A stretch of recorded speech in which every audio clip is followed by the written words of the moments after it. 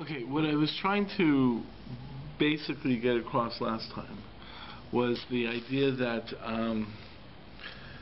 that the determination of policy is extremely difficult because it is dynamic.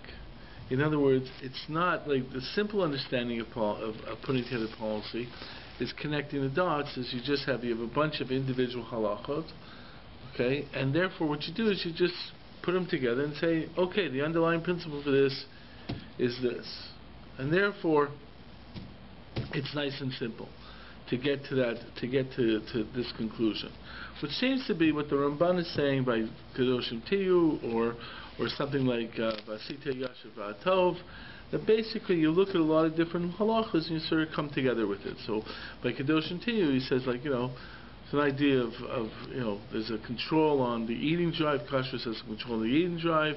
There's controls on the sexual drive through the arayas, which are the two cases beforehand. Kashrus and arayas lead into Kedoshim Tiyu, right? So the Ramban says, you see, it teaches you're supposed to control your drives. So there's the concept of maneuver b'shus Torah, where you let your drives take over because you're eating kosher food, but you're a glutton in eating kosher food or something like that. But the fact is that there's an idea you get from it. But it seems to just put it together. So, and he basically says that's the whole point of Asita Yashav Tov. Okay, that the pasuk in Sefer Dvarim, he says, because it would be impossible for Kadosh Baruch Hu to give you details of what to do in every situation. So he gives you some laws, and then you have to define the overall principles. So that's generally an easy way of putting it together. But what we saw was that it isn't so easy, and we saw is you have like a statement I gave from the Mishnah in Makot. It's clear cut. You have statements of Motumat, and here you have Rabbi Tarfon and Akiva saying we would never execute anyone. So what do you do with the value of capital punishment, right? Now they have a way to get out of it because of the strict rules of evidentiary law, which concepts of asra and onus. They're not saying we're not going to kill when we have to kill. We'll never get to a situation of killing. But the fact is that the giving over those two laws seems to imply there's a little bit more tension. It's not so simple. In other words, on one hand you're told motu mat and kill, on the other hand you're told very strict laws that can lead to the fact you never kill anyone. So what exactly is the overall policy? Because what you're given is two values that can be somewhat in conflict with each other. Okay, so the point is it's much more dynamic. Okay, so in putting together all these issues, it becomes much more dynamic. And part of that dynamism is the fact that many of the details of Torah are contradictory. Okay, when you try to put things together, a lot of times they're contradictory. A few examples. The big examples, for example, is din and chesed, right? Okay, if you do din, it's not going to be chesed. Let's say a poor person is in a din with a rich person, right? So midin, the poor person has to pay. And if you look from a chesed perspective, the poor person is going to lose out something that's really going to affect his life, and the rich person doesn't need the money at all. So chesed will say act this way, din will say act that way. Which is the really right way of doing it. Okay, so which is really correct. Now, the fact is, the halacha says that you can't let that decision, the poverty of an individual or the wealth of an individual, affect your din. So if you're actually giving din, you have to say this is the din. But you have a right as a dayan to go over the rich guy and say, listen, be moichel, because it's an aspect of chesed. But the value underneath it, what's more important, din or chesed, it comes up. Another example is between universalism and nationalism, particularism. The tensions of looking at Jews and non-Jews in certain ways. Certain ways we're highly nationalistic. In certain ways we're actually very universalistic. This was a tension that was felt by Yonah.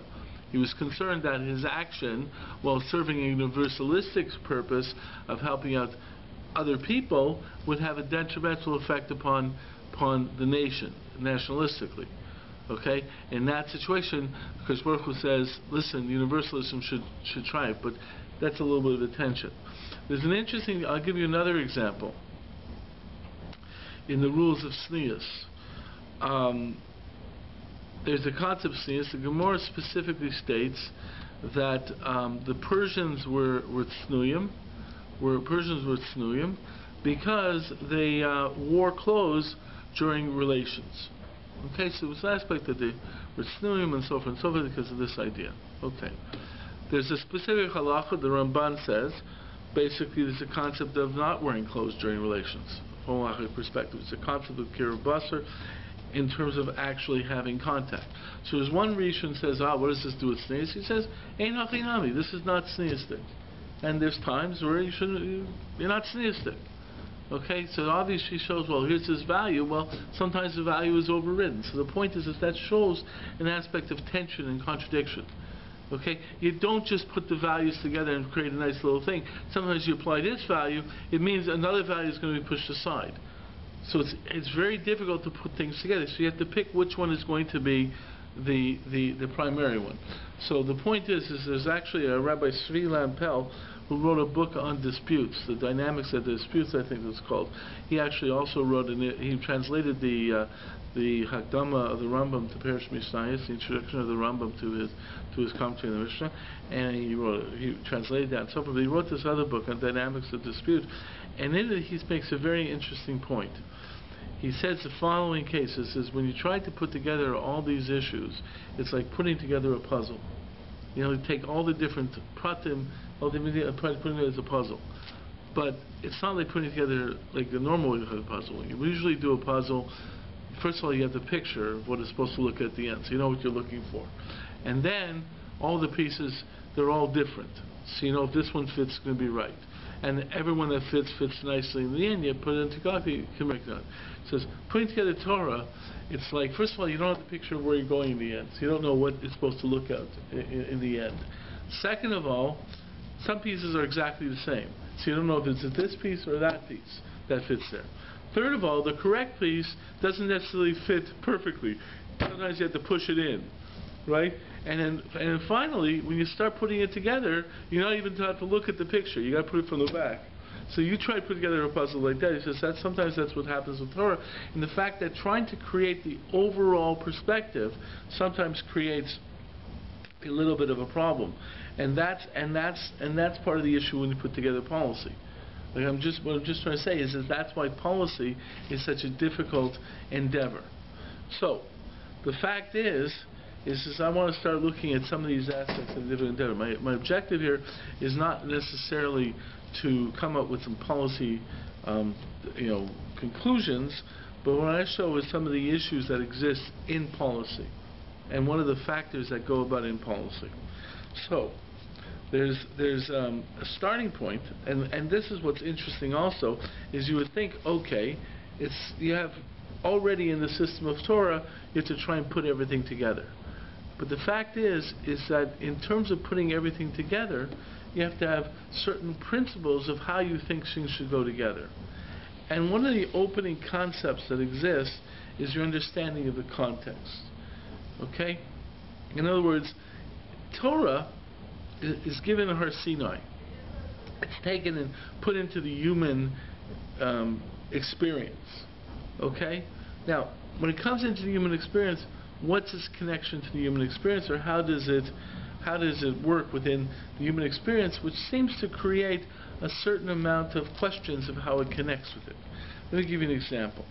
The first issue might be history. Okay? Torah was given Har Sinai 3,000 years ago. Okay? It is unchanging. It is constant. You have a constant of Torah thrown into what is actually a dynamic existence called history, where life is moving and life is changing. So how does this constant called Torah drop into the dynamics of the movement of history? Any responses to that? Or okay, so that's one of the first opening questions in terms of trying to figure out policy. And what's really behind it is a question of, do you look back or do you look forward? Okay, there's a professor from Bar Ilan University, I believe his name is Silman, who wrote a book on on different understandings of Kabbalat Torah, okay, and different understandings of the relationship to Torah, our relationship to Torah. One he calls the classical method, okay? Classical method is the ideal was at Sinai. The Torah that was given at Sinai is the ideal. That was the ideal Torah, that's eternal. It's dropped into the moving stream of history, okay? What we have to try and do, because we think in terms of Niskat Hadoros, think in terms of the generations falling and so forth, we think back to the Dor Dea being the greatest generation except the Torah. So the point is, you get to this idea, what does it become that we're trying to do? What we're trying to do seems to protect it. Okay, so that's what he calls it a classical model. If the classical model is, it was perfect, and all we want to make sure is that we don't damage it too much due to the travails of history. We're trying to hold on to it. We're trying to protect it. Okay? So that's one way of looking at the movement of history. Okay? Now you'll see that this obviously affects how you look at tradition. Has a lot of effects in terms of policy, but you're sort of saying this was an ideal. The point is it's a completely different idea. The other idea is that we're moving towards something. So he calls that idea being the romantic idea, which means we're growing or moving towards something. And that's represented within Jewish thought by the concept of Mashiach. The concept of moving towards a better age, towards the completion of what this world is about. So when you talk in terms of Mashiach, you talk in terms of something about an accomplishment. We did what we had to do. Okay, so for example, the Rambam, when he talks about it, says eventually the whole world will understand, eventually there will be an accomplishment. Okay, that statement of Hashem Echad Shmo Echad is much more mystical, but in the Rambam's idea that there'll peace and forward, he also talks about it in a censored Rambam that there's movement towards monotheism.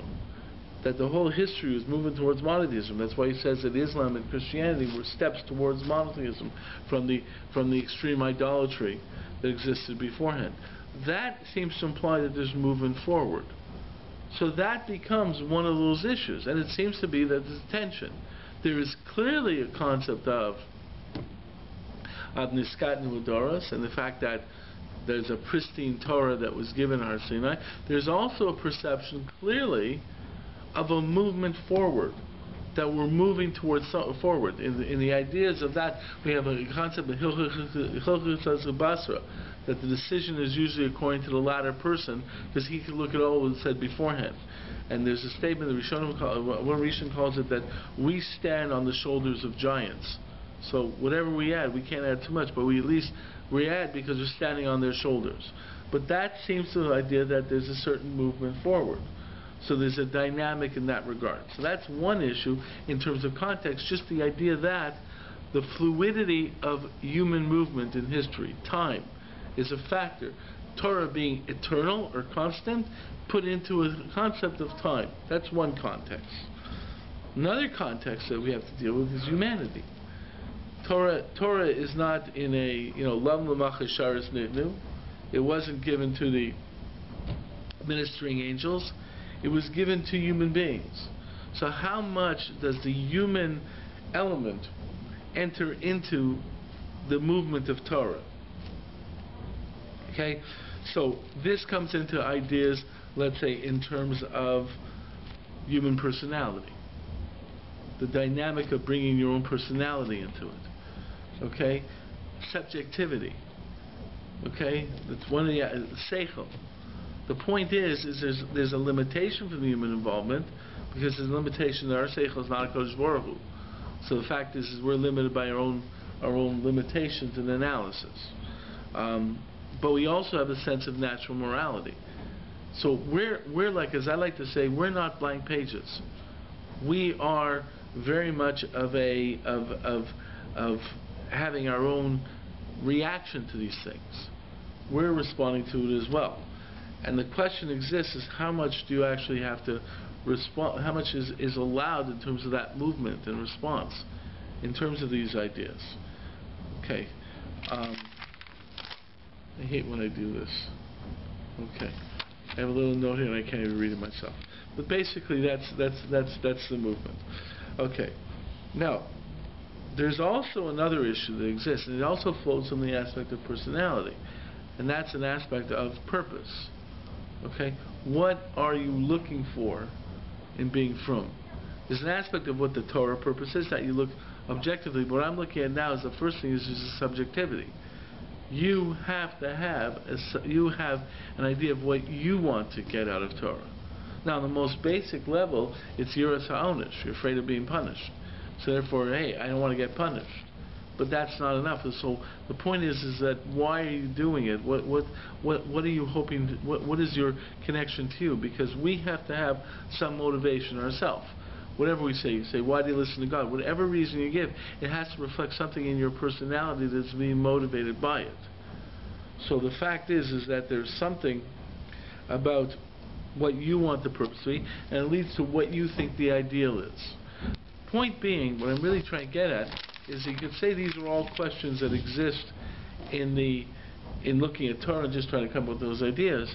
But the fact is that the person looking at it is the human being. And the human being is coming from a perspective that there's all dynamic aspects because of his personality, because he's involved in movement and time, because he has a perception of purpose, because he has a sense of what's natural in terms of morality and things like that. So the fact is that you can't just look at Torah just by itself. There's a reaction to it. There's a movement toward it. On the other hand, you want to say that Torah is subjective. You don't want to end up that way, but you end up that there's a tremendous amount of distinction in the Torah of every individual. Right? We all follow certain drachim. Okay, and we're going to get to that because that's really a starting point in the whole policy thing, when you begin to recognize that human beings bring something to the table when they try to learn Torah. Especially since Torah is a very demanding system for human analysis. Okay, Ramosha says about this in the sense that if God wanted to say something very clearly, He could say something very clearly. But He didn't do that. He wanted people to analyze it. But in a certain way, you're already working with a person having a perspective. We have certain assumptions, certain ideas, certain perspectives. And therefore, when we look into Torah, we read something and we say, this is what it, we're built up from it. We actually start with our own personality. Okay, so basically, what I'm really pointing out here is that a lot of this has to do with the human being. That's really a starting point. Okay? And when you're thinking in terms of the human being, you're thinking in terms of psychology, and you're thinking in terms of education. That really, you as a person is a factor in what comes out. You put in some ingredients, elements, and you get a result. One of those elements in terms of psak is going to be what comes out of it. Now the truth is, it reflects aspects of, we talked about this last week, that policy reflects that. Because your policy will, what you think is a policy will reflect the final outcome, but your policy also is a result of your own life and your own experiences. So, for example, I think I told you this last week with the Rav and the other Gadol about the issue of Kohanim, right? Okay? So the point is, I said the Rav really was trying to be matter, trying to heter to try and let a couple get married, and this other Rav wouldn't have considered it. But if you read stories with the Rav, he himself was a romantic. He personally seemed to be a romantic, and it seems to be that his relationship with his wife had a romantic side to it. So the fact is, he comes to with a certain personality. So the personality colors his aspect of policy, which then colors this aspect of halacha. And people say, no, we don't want to do that, you shouldn't be able to do it. The fact is that's the reality of everyone. Everyone has a certain personality. Now the truth is that's found in, I think Rav Dessler talks about this in terms of, you look at Hungarians, they have one type of Yiddishkeit. Yekkes have a different type of Yiddishkeit. Okay, it seems to be that the personalities of these people were affected by their surroundings. And the idea is that we were supposed to take certain characteristics of the world and be Makadish them, and bring a Jewish style into it. So while Germans are exact, it's a certain form of Judaism that also mirrors that type of exactness. That's the Ekes form of Judaism. But if you look at it, that's the personality of an individual. That's really that kind of personality. But the thing is that is the dynamics, and the fact is that means that the starting point to understand policy has to begin with the starting point of understanding how you develop personality in individuals. How do they come together? Okay, so that leads to education and psychology. So when you're talking at that level, the reason education becomes an excellent idea is because education is really how you mold a generation, or how you mold the individuals that are going to be involved in this dynamic relationship with Torah. Okay, so therefore how you look at education tells me what kind of people do I want to create to have the relationship with Torah. Okay, in other words, we expect the fact that we know that Torah is going to be an aspect of a relationship between the individual and the lamdas, the actual concrete aspect of Torah. The point is, what type of individuals do you want? It's like anything. It's like with anything. What type? You want to create something. What kind of people do you want building it? Okay, and that's what education is about. The kind of people that you want building it, and we expect that to make a difference. Because we have concepts such as Tinnik Shenishba, that if someone was not brought up from was taken away by non-Jews and was not taught Torah, right? That person basically can say, "I don't believe in this," and walk away. And we basically say he's patur from any culpability, right? Basically, we say chinuch is the starting point. We want to create the individuals who then can relate to Torah, right? And the same works in the same realm when you think in terms of chinuch, which is really raising the children. You think in terms of psychology, the aspect of the first 5 years, according to Freudian thought, is most significant. Basically, you're saying, what kind of people do you want to create to interrelate with Torah so you get Torah conclusions? So, how do you want to educate people? So again, now obviously, this is another aspect of policy, and obviously, throughout the frum world, there's going to be different answers to it. But there are certain things that are similar. First of all, like for example, there is Torah education, right? A person who's going to try and be in the Torah world basically says, I recognize that people have to learn, people have to study things. Okay, they may have disagreements what they think is the priority, but the point is we're going to look for the common things, and therefore what is the original aspect of determining the individuals who are going to be involved in making policy decisions, because that's a factor in the policy. So I'm going to point to two psukim from Mishlei, and in those two psukim from Mishlei you get some very interesting ideas about this whole perspective. Okay, so there's a pasuk in the Mishlei. It's in Perek Aleph pasuk Chet. Shma b'ni musar avicha. Okay, v'altita shtoras imecha. Okay, listen to the musar of your father, and don't put aside don't set aside or drop the Torah of your mother. What does that mean? What does that mean? So the fact is, Rashi says, Avicha. Now, there are people who basically says this means your mother and father, and they both have different aspects in educating the child. Rashi says you have to have that Avicha means Hashem. Don't set aside from Hashem, and Imecha means Knesset Yisrael. The Gra says that it's Torah Shebechtav and Torah Shebaal Peh. But the Malbim says something very interesting. The Malbim says you don't want to get across suffix. In other words, in early education, you want to come across with set principles. You want to sit the kid, 5 years old, it's machlokes rishonim, and the Chachamim have big machlokes on what the rishonim hold. You don't want to do that with a 5-year-old. You want to come up with something solid. But the point is that what you're really saying is that you want to introduce the child to respect for tradition. Okay, and basically that seems to be an overriding thought over here. That the first rule of chinuch is the fact that the child will respect tradition. Look back, what does your father say, what does your mother say, and follow through in it. Right? Like everyone says, my father did it, and his father did it, so that's why I do it. It seems to imply a very conservative viewpoint. No change. Okay? And the fact is, there's a voice from the past. And that voice seems to be a consistent and a constant, which reflects that idea of Torah that I mentioned beforehand. So therefore, you want to almost drum into your kid a respect for the past. Okay?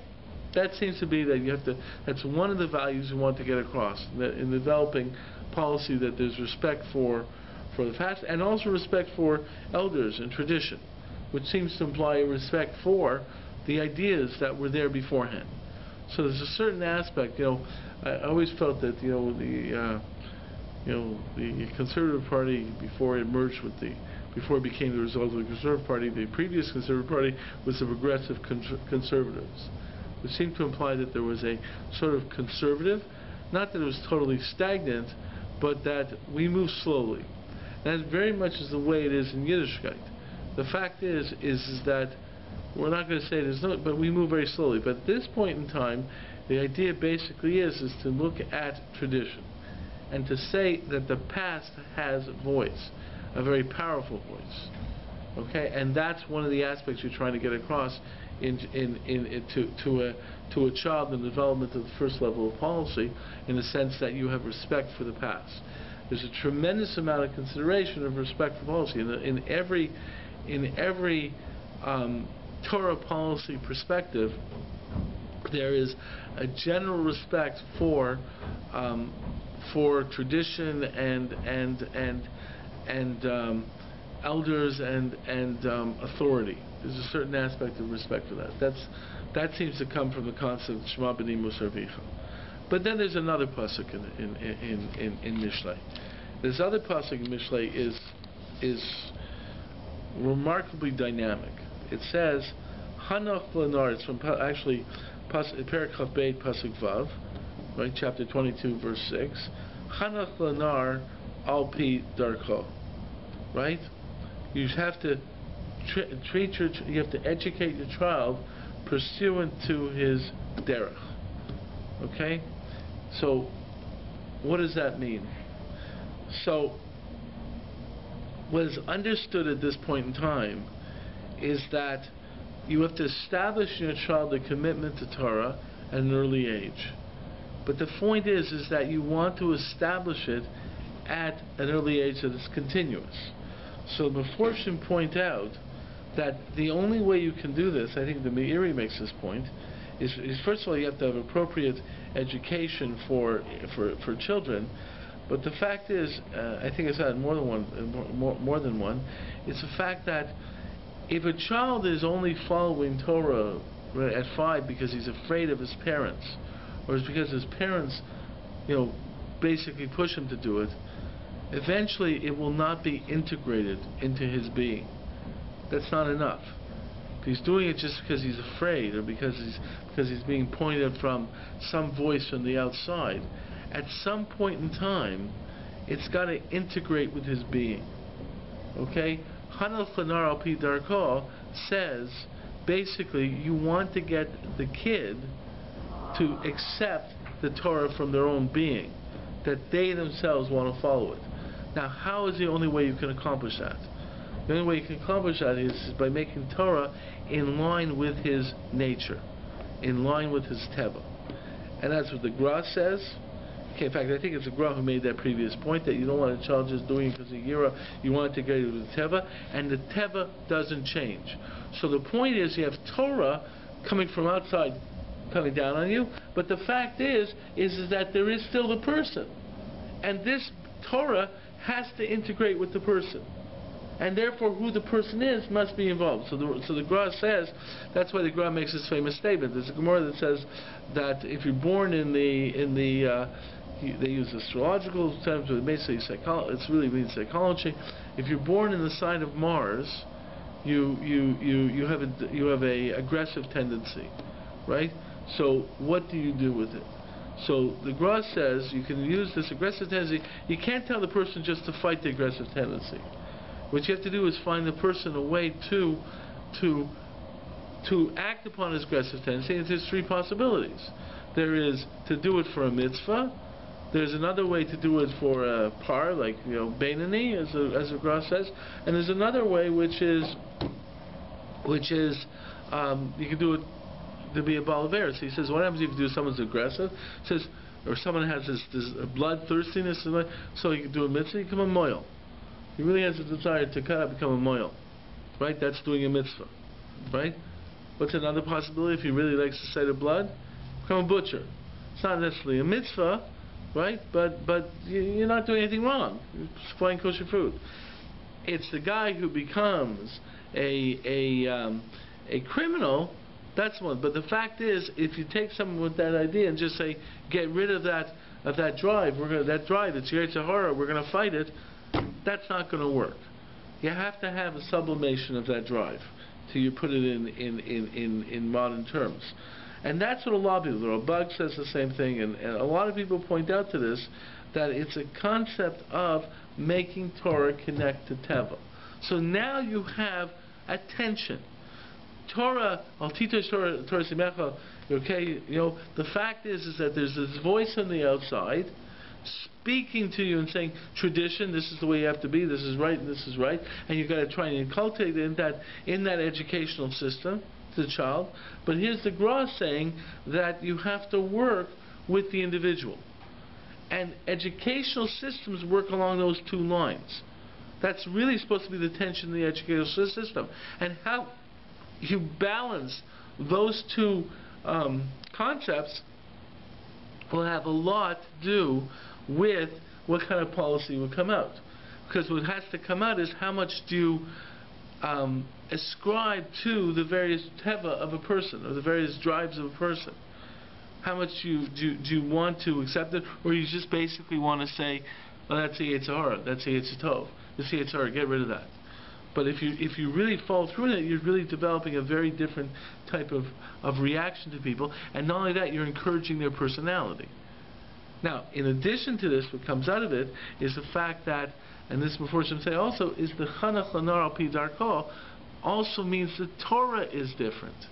You want the child to find a methodology in Torah, or his idea in Torah, that connects to his personality. So you let him learn on a certain level. There's certain things he's got to learn, tradition. You let him follow through a little bit with what he's interested in. So if he has an interest in this subject, you let him follow through in it. And that's a little bit of tension. You see this tension in terms of certain places saying we're much more open if he wants to learn Chumash or Gemara or a Navi, we're much more open. Other places, no, we got to learn Gemara. But the point is that's part of this tension. And that's really what it comes down to on a certain first level. That it starts with how much respect you have for the individual playing a role in that process.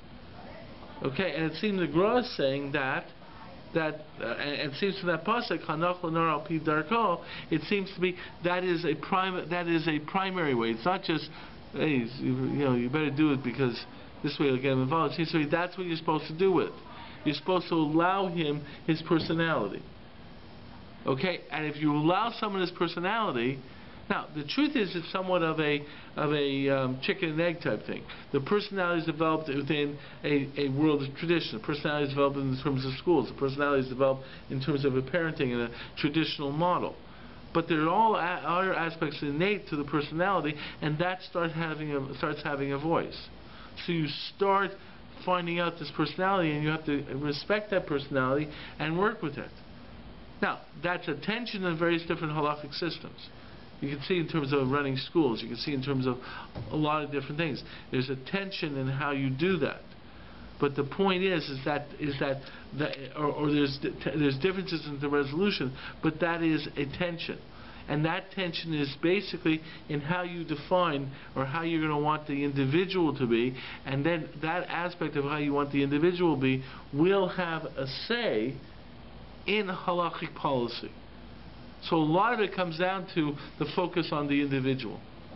Okay, how much do you want to let the individual have a voice in the development of halachic policy? A lot of differences in halachic policy really comes down to that focus on the individual. Comments? Questions?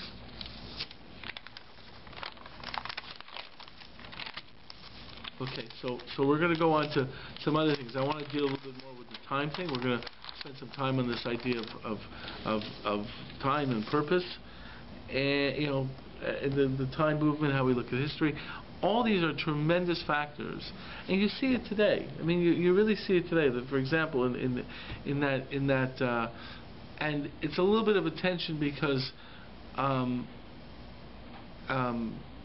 one of the issues of the reform and conservative movement is that they obviously stressed, or they obviously went overboard in terms of the movement of time, change, world's changing, right? The point is therefore there's a little bit of reaction. We're a little bit concerned about any type of change. But if you look at issues like for existing today, there's certain issues in terms of women's rights. I'm one who actually does stress tradition a little bit more, but the point is that the argument is tradition, but the other people are saying no, there is a future sense. There's also a sense of looking at people and seeing where the people are today. And people say, for example, that women's education had to change. Women's Torah education had to change because women themselves were becoming more educated secularly. So they themselves were changing in terms of their teva, or the allowance for their innate intellectual capabilities to come out more than in other years. So there's that dynamic. So there's the idea of tradition, and there's an idea of dynamic, and how do you do it? And there is certain movements that we don't recognize. And there's also, but anyways, one thing is personality. Then we'll look at I want to look at time.